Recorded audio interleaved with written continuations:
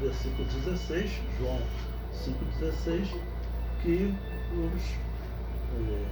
as autoridades judaicas estão totalmente corrompidas, né, infelizmente. Então, João capítulo 5, vamos agora ao versículo 17.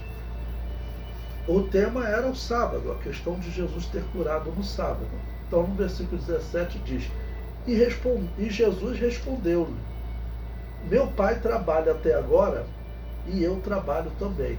Ou seja, a questão do debate é o sábado e como os judeus viam o sábado, né? Tá bom? Versículo 18. Por isso, pois, os judeus ainda mais procuravam matá-lo, porque não só quebrantava o sábado, mas também dizia que Deus era seu próprio Pai, fazendo-se igual a Deus. Essa aqui é uma questão importante, né?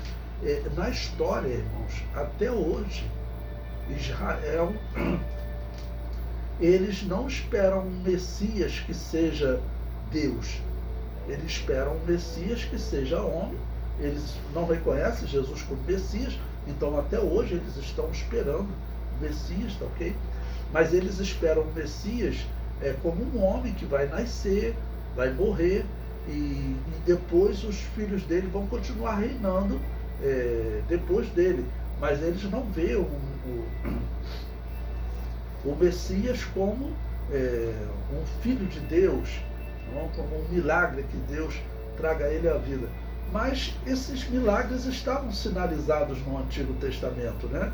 É claro que nós que vimos o milagre, já estamos após o milagre ter acontecido, é mais fácil interpretar, mas eles lá também tinham condições de interpretar. Olha o milagre. A profecia sobre o Messias dizia que ele era a semente da mulher, ou seja, não teria participação do homem.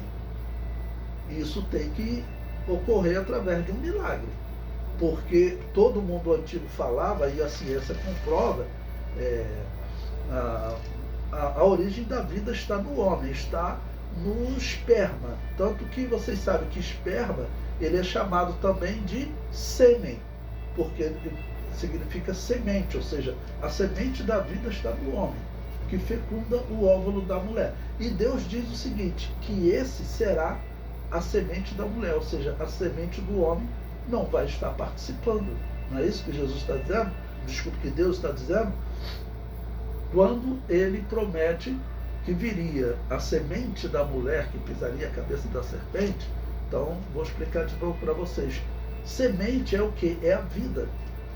Tanto que o esperma no homem, ele é chamado também pela ciência de sêmen, porque os gregos antigos diziam, a semente da vida está no homem.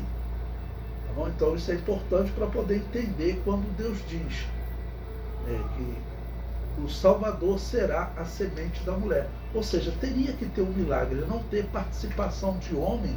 Como é esse milagre? Só se Deus, o próprio Deus, vamos dizer, fecundar o óvulo de Maria. Só se o próprio Deus fizer esse processo, que não teve então participação de um homem. Ou seja, a primeira profecia já está falando de um milagre. E tem profecias como, por exemplo, a profecia de Daniel, capítulo 9, que fala dele vindo e sendo rejeitado. Então, olha, as profecias vão combinando com Jesus. E dava para os israelitas daquela época pensar, olha, a necessidade de um milagre existe, porque se não tem homem participando, se o Salvador será a semente da mulher, como que a mulher que ela recebe a semente do homem, como que essa criança vai ser gerada? Tem que haver algum milagre. Deus vai fazer alguma coisa. Então isso estava na profecia. Mas como eu tenho dito para vocês, nos dias do Novo Testamento os israelitas estão desviados mesmo da profecia. Não estão desviados, eles estão vivendo sob a autoridade de Herodes e de Roma, e eles tinham que atender essas pessoas que, ou seja, eram israelitas corruptos. Para você trabalhar com Herodes, tinha que ser corrupto, né? Não podia ser uma pessoa normal. É o que a história descreve. Todos eles eram extremamente corruptos. Então, você veja, botaram lá um sumo sacerdote saduceu, que nem acreditava na integridade da Bíblia. Mas por quê? Quem é que colocava o sumo sacerdote? Eram os Herodes. Teve períodos que o próprio imperador romano chegou e determinou quem seria o sumo sacerdote de Israel. Por exemplo, eu estou vivendo lá naquela época, eu falo o seguinte, olha, eu desisto, mas as imposições que esses homens vão fazer, eu não quero. E aí quem é que vai ocupar? O saduceu, né? Como aconteceu, ok? Bom, mas eles estão entendendo também que Jesus, ele está se colocando então como Filho de Deus. Eles não conseguiam ver esse milagre na profecia do Antigo Testamento, mas eu mostrei para vocês que tem. Versículo 19, João 5,19. Mas Jesus respondeu e disse-lhe, na verdade vos digo, que o Filho por si mesmo não pode fazer coisa alguma, se não o vir fazer ao Pai, porque tudo quanto ele faz, o Filho o faz igualmente. Porque o Pai ama ao Filho e mostra-lhe tudo o que faz, e ele lhe mostrará maiores obras do que estas, para que vos maravilheis. Pois assim como o Pai ressuscita os mortos e os vivifica, assim também o Filho vivifica aqueles que quer. Bom, nesse período aqui, por exemplo, já tinham ocorrido algumas ressurreições. Então vamos dizer, talvez a principal ressurreição, que é a de Lázaro, ainda não tinha ocorrido. Mas nós vimos momentos, principalmente quando os apóstolos desceram com Jesus do monte, os 3 apóstolos que foram do monte da transfiguração, Jesus Cristo disse para eles que morreria e ressuscitaria, e depois Marcos destacou que eles falaram, né? O que significa isso? Ressuscitar. Ressurreição era um tema pouco falado, mas estava nas escrituras do Antigo Testamento. Daniel capítulo 12 fala, né? Mas como nós sabemos que era um livro que não era tão lido, porque uma parte dos religiosos de Israel considerava como um livro não inspirado. O sumo sacerdote, que era saduceu, os saduceus diziam que o livro de Daniel não era um livro inspirado por Deus. Versículo 22. E também o Pai a ninguém julga, mas deu ao Filho todo o juízo, para que todos honrem o Filho como honram o Pai. Quem não honra o Filho, não honra o Pai que o enviou. Ou seja, se desonrar o Filho, automaticamente ele está desonrando o Pai também. Então não tem como alguém honrar o Pai e desonrar o Filho. Por isso que hoje os judeus, eles carregam esse fardo desse erro que eles cometeram naquela época, aquele sacerdote saduceu cometeu naquela época. Então eles herdam esse erro, então, mas segundo as palavras de Jesus, eles têm que saber que eles não estão honrando a Deus, não estão honrando o Pai. Porque Jesus Cristo disse, para honrar a Deus tem que honrar Deus Pai, tem que honrar o Filho também. E eles interpretaram errado, e eles, por isso, não honram o Filho. Mas, como eu disse para vocês, a profecia do Antigo Testamento determinava um tempo para a vinda do Messias. 483 anos, e até falando o Messias morre. No final desses 483 anos, isso nós temos condições de calcular na história. A arqueologia, a história, toda descreve esse período. Quando se cumpre esse período? Lá próximo do ano 29 da era cristã, quando Jesus, esse é o tempo próximo da morte de Jesus, né? Tanto que agora vai completar 2000 anos da morte de Jesus. Quando? 2029, próximo dessa época. Nós não sabemos o ano exato da morte de Jesus. No versículo 24, Jesus Cristo diz, bom, lembrando, ele está em Jerusalém, fez um milagre no sábado e isso deu um bafafá. Ele já tinha ficado no norte de Canaã, muito tempo afastado na região da Galileia, porque Herodes já tinha mandado matar João Batista e para matá-lo não custava, né? Tá bom? O versículo 24 diz: na verdade, vos digo que quem ouve a minha palavra e crê naquele que me enviou, tem a vida eterna, e não entrará em condenação, mas passou da morte para a vida. Em verdade, vos digo que vem a hora, e agora é, em que os mortos ouvirão a voz do Filho de Deus, e os que a ouvirem viverão.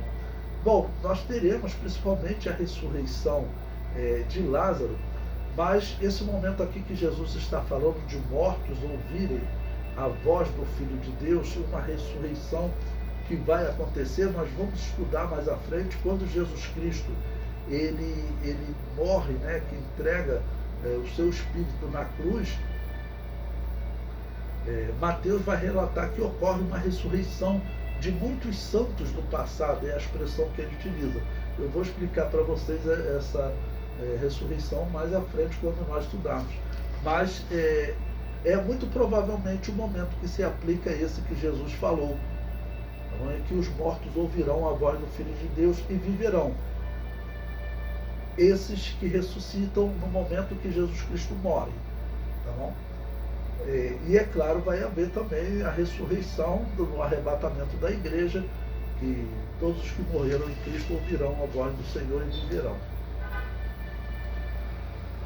Versículo 26.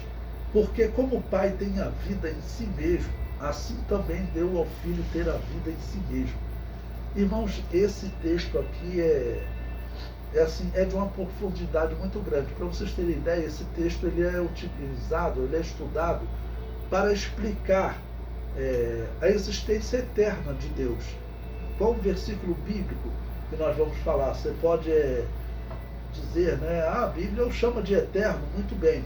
Mas esse versículo aqui que diz que o Pai tem a vida em si mesmo, ele está dizendo que Deus é eterno, né? Ou seja, ele existe eternamente, okay? E ele tem a vida em si mesmo, ninguém lhe deu a vida. Então, quando diz que o Pai tem a vida em si mesmo, está dizendo que o Pai é eterno. E quando diz também que deu ao Filho ter a vida em si mesmo, tá bom? Então, ele é eterno também. Então, Jesus Cristo, como Filho, ele é eterno também. Ou seja, o Pai e o Filho, né, de um Deus que interferiu na história e gerou o Salvador aqui no mundo. E esse Salvador era uma necessidade. Por que Deus não podia pegar outro homem para fazer essa obra? Não podia. Por quê? Porque Deus é justo. E como Deus justo, como justo juiz, ele tem que condenar a humanidade que pecou. Então ele condenou a humanidade que pecou. E depois que ele fez, ele então gera o seu filho, né, sem a semente do homem, sendo a semente da mulher, e a ação do Espírito Santo, ele gera o seu filho. Esse filho inocente, sem pecado, ele é que vai poder então morrer pela humanidade que foi condenada por Deus. Porque Deus é um justo juiz, ele tem que condenar. Mas a condenação então é lançada sobre o seu filho. Okay? Então, havia necessidade desse ser inocente, sem pecado, porque entre os homens não existe inocente, né? Todos pecaram e destituídos estão, né, da glória de Deus. Então precisava que um inocente fosse sacrificado para salvar a humanidade. E isso também Deus instituiu o sacrifício de animais lá no Éden, quando Adão e Eva pecaram. Deus já fez vestes de peles de animais para eles, porque eles tinham pegado folhas de figueira para cobrir a sua nudez. Então, se Deus usou pele de animal, podemos até abrir esse texto para lermos, né? Se você quiser, marca aí João capítulo 5. Mas esse texto é interessante. Desculpe, João capítulo 3, Gênesis capítulo 3.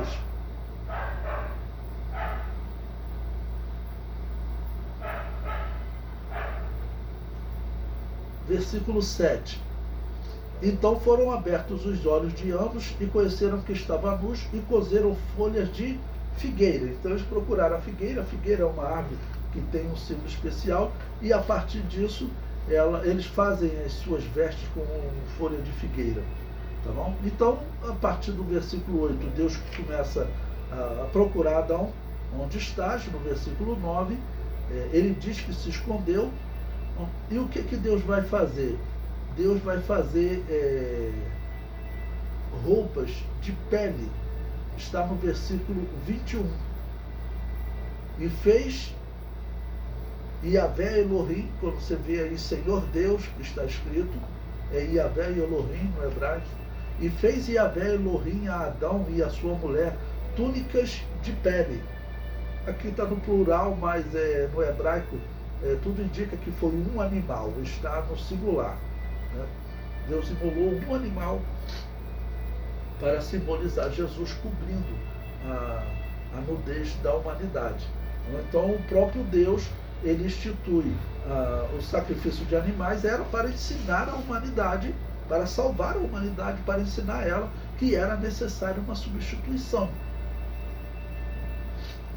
Porque a humanidade, ela precisava entender essa história do pecado e do mal, e como Deus agiu para poder salvar a humanidade. Então isso foi sendo colocado em ensinos no Antigo Testamento, e entre eles o sacrifício de animais, porque hoje ninguém gosta, tá bom? Mas que foi uma necessidade para ensinar a substituição, ensinar que era necessário o Filho de Deus substituir a humanidade. Era necessário o Filho de Deus substituir a humanidade no lugar de morte. No versículo, voltando, né, a João capítulo 5, agora versículo 27, vamos lá no livro de Gênesis, para poder ilustrar essas vestes que Adão e Eva receberam, a pele de um animal. No versículo 27, e deu-lhe o poder de exercer o juízo, porque é o Filho do homem. Então, ele sendo o Filho do homem, ou seja, ele sendo homem, ele nasceu inocente também. Ele pode morrer. E claro, ele vai morrer como homem. Eu tenho falado isso com vocês. Uma das heresias que a gente tem que ficar afastado de católico e protestante é porque ambos eles pregam que Deus morreu na cruz. Isso é uma heresia que eu considero grave, né? Então, ele vai, vamos dizer, como Filho do homem, ele vai morrer na cruz. Versículo 28. Não vos maravilheis disso, porque vem a hora em que todos os que estão nos sepulcros ouvirão a sua voz. Ou seja, eu falei para vocês, existe uma ressurreição que ocorre no momento que Jesus morre na cruz. Bom, Mateus 27, 51, 52, nós vamos estudar depois. Existe essa ressurreição. E também o apóstolo Paulo, em 1 Coríntios 4, versículo 16, 17, versículo 14, ele fala do arrebatamento da igreja, em que ocorre uma ressurreição nesse momento. Essa ressurreição é uma ressurreição importante, que é a ressurreição dos salvos, desde Abel até o último que morreu segundos antes do arrebatamento. E depois vai haver ainda uma segunda ressurreição dos que morrem durante a grande tribulação e ressuscitam no início do milênio, Apocalipse 20, versículo 4. E no final do milênio, 1000 anos depois, ocorre a ressurreição de todos os ímpios, desde Caim até o ímpio que morre no final do milênio, e aqueles que estão vivendo no milênio também de maneira correta. Aí, no caso, eles vão comparecer diante do juízo do trono branco. Mas todos os que morreram até durante o milênio vão comparecer, vão ressuscitar e comparecer no juízo do trono branco. Versículo 29. E os que fizerem o bem sairão para a ressurreição da vida, e os que fizerem o mal para a ressurreição da condenação. Veja que eu falei para vocês, a ressurreição da vida, ela acontece principalmente no arrebatamento da igreja, no início do milênio. Desses só salvos participam. Já essa ressurreição do final do milênio, essa ressurreição no final do milênio, Apocalipse 20, no final, versículo 10, 11, essa ressurreição já participam tanto ímpios quanto justos. São os ímpios de todos os tempos e os justos que morreram durante o milênio. Porque durante o milênio, Isaías 65 diz que existe morte. Ok? Versículo 30. Eu não posso de mim mesmo fazer coisa alguma. Como ouço, assim julgo, e o meu juízo é justo, porque não busco a minha vontade, mas a vontade do Pai que me enviou. Se eu testifico de mim mesmo, o testemunho não é verdadeiro. Há outro que testifica de mim, e sei que o testemunho que ele dá de mim é verdadeiro. Vós mandastes a João, e ele deu testemunho da verdade. Eu, porém, não recebo testemunho de homem, mas digo isso para que vos salveis. Ou seja, ele está pregando para os judeus que nós sabemos pela continuação da história que eles não vão se converter a Jesus. Estão aqui criticando porque Jesus fez a cura do sábado. Mas Jesus está dizendo, olha, vocês podem abandonar. Terão pessoas que abandonarão, terão Saulo de Tarso. Ele era uma autoridade. Nicodemos é outro, José de Arimateia é outro. Então terão pessoas na história que eles vão abrir mão. Em Atos 13, junto com o apóstolo Paulo lá, aparece outros também que abriram mão, Barnabé e um homem chamado Manaém, que diz a história que ele era um rabino importante, de destaque, e ele abandonou a fé judaica, né? Adotou o cristianismo, é o que está lá em Atos 13. Tanto que o Talmud, o livro judaico, cita esse Manaém de Atos 13, dizendo que ele foi excluído do judaísmo. Não fala o porquê, mas pela Bíblia nós sabemos o porquê. Versículo 35. Ele era a candeia que ardia e alumiava, e vós quiseste alegrar-vos por um pouco de tempo com a luz. Ou seja, aqui ele está falando, né, de João Batista, que ele veio como uma luz para tentar iluminar os israelitas, né? Versículo 36. Mas eu tenho maior testemunho do que o de João, porque as obras que o Pai me deu para realizar, as mesmas obras que eu faço, testificam de mim, de que o Pai me enviou. Bom, eu fico imaginando, Jesus não falou, mas é bem possível que estivesse ali naquele momento, porque era o motivo do debate, o homem com a cama. O homem que estava lá 38 anos, e era certamente conhecido de todos, e de repente esse homem está andando e está carregando peso. Então, quando Jesus Cristo fala assim, é bem provável que ele está falando do testemunho desse homem. E nós vimos que Jesus, andando pela Galiléia, quando ele estava na região norte, ele realizou muitos milagres e o povo estava vendo. E nós falamos também que a fama dele estava correndo, né, até na terra dos cananeus. Ele esteve lá na região de Tiro, Sidom, até entre os cananeus eles ouviam falar sobre Jesus. Quem habitava a cidade de Tiro e Sidom eram cananeus, tá bom? Então a fama de Jesus estava crescendo. Então agora Jesus faz esse milagre.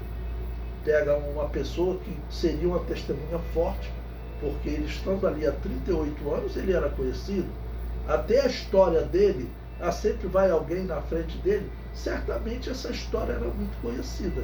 E agora as pessoas estão vendo esse homem que tinha dado um primeiro testemunho. O homem que me curou mandou eu carregar a cama. Quem é esse homem? Ah, não sei. Então daqui a pouco Jesus aparece, né, e fala com ele, se declara. Ele agora, eu sei quem foi que me curou, foi Jesus. Então o testemunho estava ali. Como a cura tinha sido no sábado, eles estão criticando Jesus. é muito provável que essa testemunha, esse homem que foi curado, estava ali.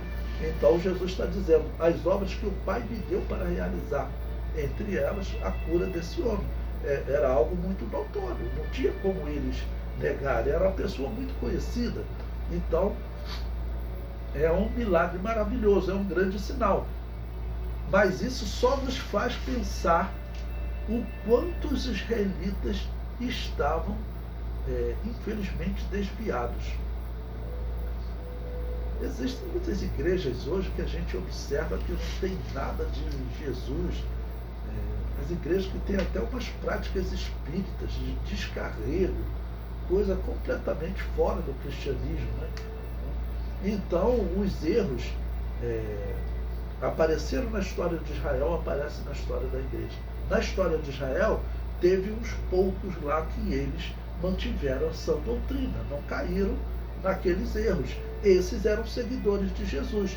Nos dias atuais também, terão aqueles, né, que vão conseguir não ser influenciados pelas essas heresias, por esse mundo corrompido. Tá bom? Versículo 37. E o Pai que me enviou, ele mesmo testificou de mim. Vós nunca ouvistes a sua voz, nem viste o seu parecer. E a sua palavra não permanece em vós, porque naquele que ele enviou, não credes vós. Então Jesus está declarando o seguinte, olha, vocês não creem na palavra do Pai, porque aquele que enviou, sou eu, o Messias, vocês não creem. E uma das coisas que nós sabemos que estava claro é porque a palavra havia dito, através de Daniel, estava escrito, um tempo. É você contar o calendário, como se nós tivéssemos um calendário, como o ano 2029 agora, que vai fazer 2000 anos da morte de Jesus, lá eles tinham mais dificuldade no calendário, né? Mas dá para saber que é uma diferença pequena, de 2, 3 anos no máximo, né? Do ano 355 a.C., quando começou a contagem, segundo o que o anjo falou, até a morte de Jesus. São 483 anos. Então havia essa contagem. Por que eles não olharam para isso? Por que eles não olharam para essa profecia? Por que essa profecia estava de lado? Uma das questões nós sabemos. O maior cérebro de Israel nesse período era um judeu chamado Filon de Alexandria. Ele escreveu muitas obras, comentários sobre o Antigo Testamento. Ele era respeitadíssimo.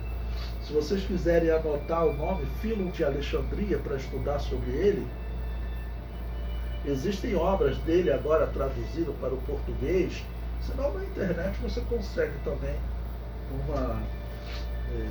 texto, né, de Filon de Alexandria. Bom, o que Filon de Alexandria ensinava sobre o Messias? Para ele, o Messias não era um homem. Para ele, o Messias era uma era, um tempo que viria. Tá bom? Então, não é que apareceria um homem ali para poder ser o rei de Israel, assentar-se no trono de Davi, não. Para eles aconteceria um momento que iria melhorando e chegaria uma era de fartura, de bonança, né? De justiça, que era a era do Messias. Então, o pensamento que vigorava, a pessoa que é conhecida na história, quando a gente estuda a história de Israel, Filon, ele é a pessoa mais importante desse período. Ele acreditava que o Messias não seria um homem, que não teria uma pessoa realmente descendente de Davi. Ele acreditava que era uma era, um tempo. Bom, versículo 39.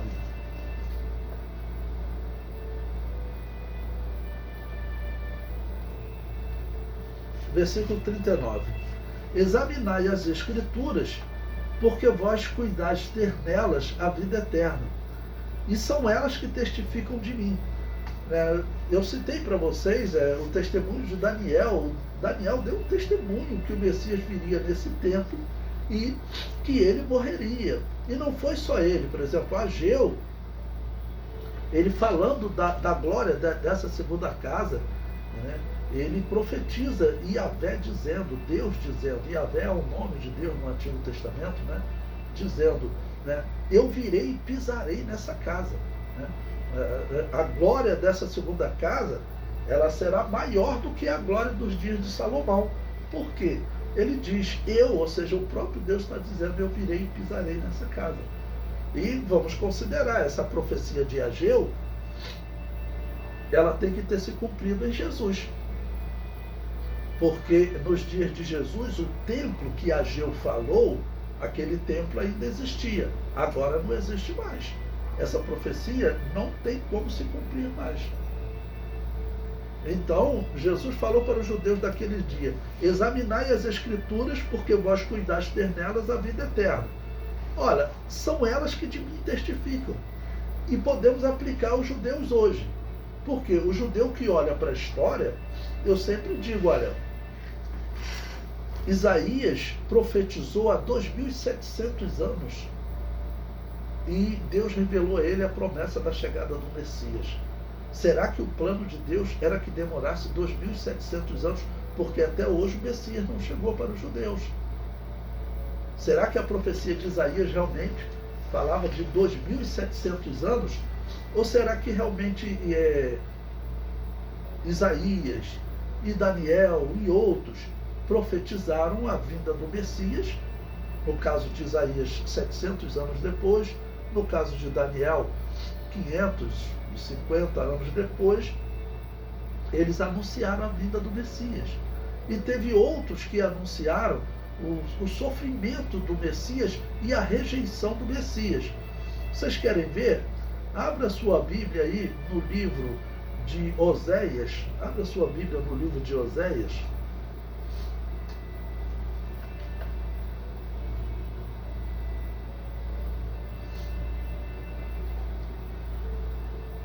Oséias capítulo 5, veja essa profecia de Oséias sobre a rejeição do Messias. Essa é a interpretação, ok? Então veja, eu vou ler a partir do versículo 7, tá bom? E aleivosamente se houveram contra o Senhor, contra Yahvé, porque geraram filhos estranhos. Agora a lua nova os consumirá com as suas porções.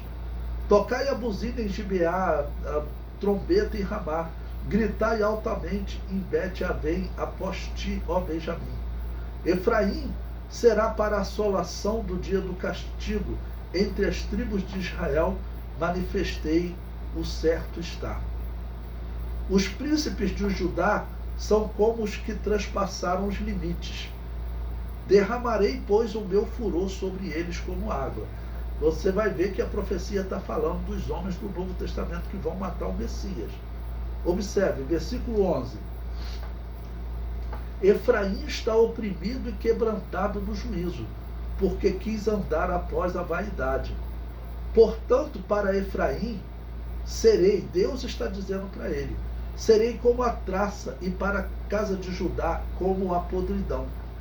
Quando Efraim viu a sua enfermidade e Judá a sua chaga, subiu Efraim à Síria e enviou ao rei Jarebe, mas ele não poderá curar-vos, nem sarar a vossa praga. Porque para Efraim serei como um leão, e como um leãozinho para Judá. E eu despedaçarei, e ir-me-ei embora, e arrebatarei, e não haverá quem livre. Olha, então o que Deus está dizendo? Eu virei, mas o meu encontro com eles será como um leão, ou seja, eu vou despedaçar eles, né? Porque eles pecam, então Deus, como juiz, tem que puni-los, tá bom? E diz, arrebatarei e não haverá quem livre. Irei e voltarei para o meu lugar. O que o texto está profetizando?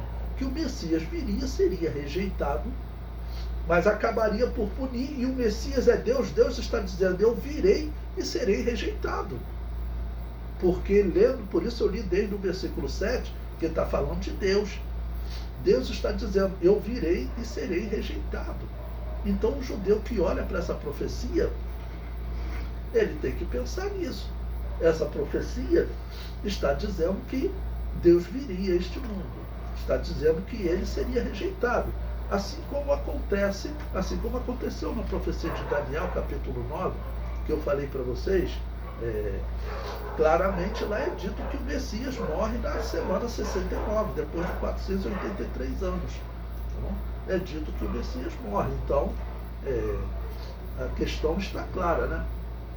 Bom, então, lendo de novo o versículo 15, ele diz: irei e voltarei para o meu lugar, até que se reconheçam culpados. Ou seja, eles mataram o Messias, ele voltou para o seu lugar até que eles se reconheçam culpados e busquem a minha face.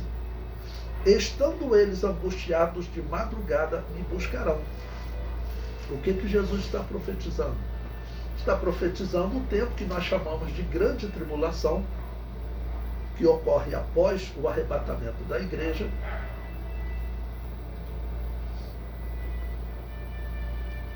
Pois bem, estávamos lendo então o versículo 39, examinar as Escrituras, porque vós cuidaste ter nela a vida eterna, e são elas que de mim testificam. E eu estava dando o exemplo das Escrituras, tá bom? Que falava sobre a vinda do Messias. Eu estava lendo com vocês Oséias capítulo 5, em que ali Deus diz que virá, só que ele vai ser rejeitado, então ele vai retornar para o seu lugar e vai punir Israel. E realmente eles foram punidos na história, né? O próprio Jesus profetizou que Jerusalém seria destruída e foi. E no versículo 15 ele diz que voltaria para o seu lugar, até que eles se reconheçam culpados em um momento de madrugada, ou seja, de grande dificuldade. Aí continua no capítulo 6. Nesse momento de dificuldade, o que eles dizem? Vinde e tornemos para Yahvé, para o Senhor. Provavelmente na sua Bíblia a palavra Senhor está toda em maiúscula. Porque ele despedaçou. Quando ele despedaçou? Quando nós rejeitamos ele. Então está descrevendo a oração que os israelitas farão na sua conversão no fim da grande tribulação. Ele despedaçou e nos sarará. Fez a ferida e a ligará. É interessante esse versículo 2 aqui, olha. Diz que o intervalo entre o momento que ele faz a ferida e o momento que ele cura, qual é esse tempo de intervalo? Diz que é de 2 dias.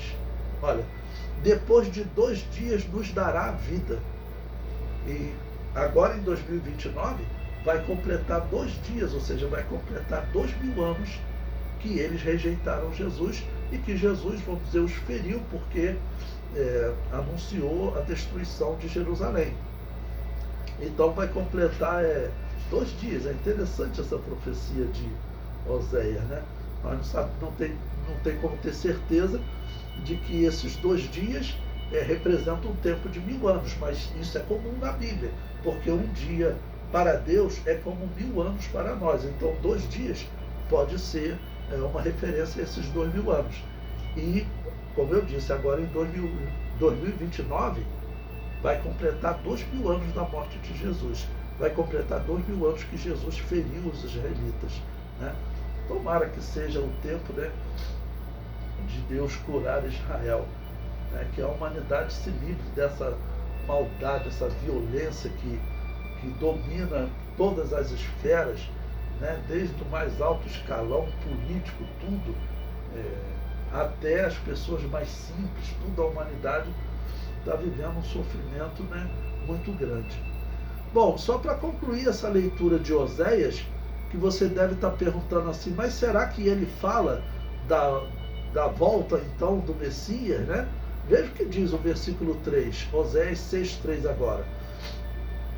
Conheçamos e prossigamos em conhecer a Yahvé, o Senhor, conhecer a Deus. Como a alva será a sua saída, ou seja, a sua vinda, né? Ele a nós virá como a chuva serôdia que rega a terra. Veja a sequência do texto. Os israelitas conhecem essa história. Muitos cristãos às vezes não lê, não estudam as profecias do Antigo Testamento sobre Israel. Mas quando você vê essa profecia, e os judeus que estudam essa profecia, porque eles ainda esperam a vinda do Messias, olha a sequência da profecia, o que diz. Descreve eles rejeitando o Messias, Messias voltando para o seu lugar. Depois de 2 dias, o Messias vindo, né, para dar a vida a eles, tá bom? E a nós virá como a chuva serôdia que rega a terra. O que era a chuva serôdia? A chuva serôdia é uma chuva que ela cai normalmente no mês de setembro, e quando está perto de acontecer o dia do perdão, chamado Yom Kippur. Aí cai a chuva serôdia. Então, o que esse texto está dizendo? Está falando do perdão de Israel. E combinando com as 70 semanas de Daniel, lá de Daniel 9, né, 483 anos o Messias morre, resta um período de 7 anos. Nesse período de 7 anos, é no final dele quando Israel se converte. É exatamente o que ele está descrevendo aqui. Ok? É exatamente o que ele está descrevendo aqui. Então, ele a nós virá, ou seja, está falando realmente da vinda de Jesus. Tá bom, vamos retornar para João capítulo 5.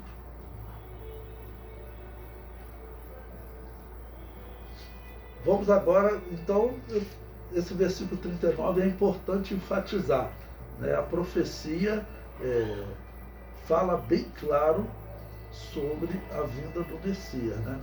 A vinda do Messias, só que eles realmente não conseguiam ver. Eu citei aqui pelo menos 3 exemplos para vocês, né?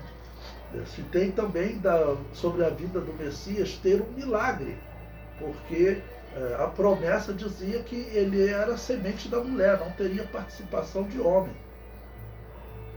Então teria que ser um milagre. E existem outras coisas, né? Vou citar mais um exemplo para você de escritura que anunciava a vinda de Cristo, a vinda do Messias, tá bom?